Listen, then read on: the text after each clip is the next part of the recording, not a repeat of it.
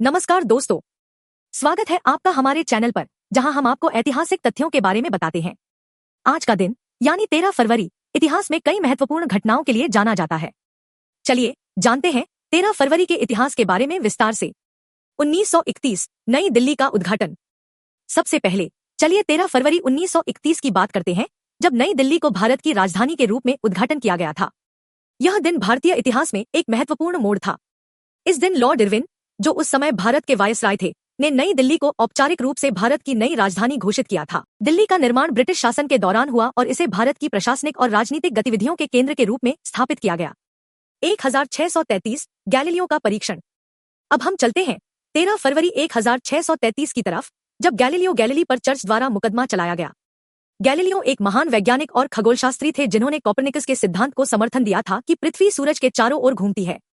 उनके इस विचार के कारण उन्हें चर्च के विरोध का सामना करना पड़ा और अंततः उन्हें अपने विचार वापस लेने के लिए मजबूर किया गया। चलिए अब अन्य महत्वपूर्ण घटनाओं की बात करते हैं जो 13 फरवरी को हुई हैं। 1861 किंगटन और रूटेबॉर्ट की लड़ाई। 1945 द्वितीय विश्व युद्ध के दौरान ड्रेसडेन पर बमबारी। 13 फरवरी को कई महत्वपूर्ण व्यक्तियों का जन्म और पुण्यतिथि भी है।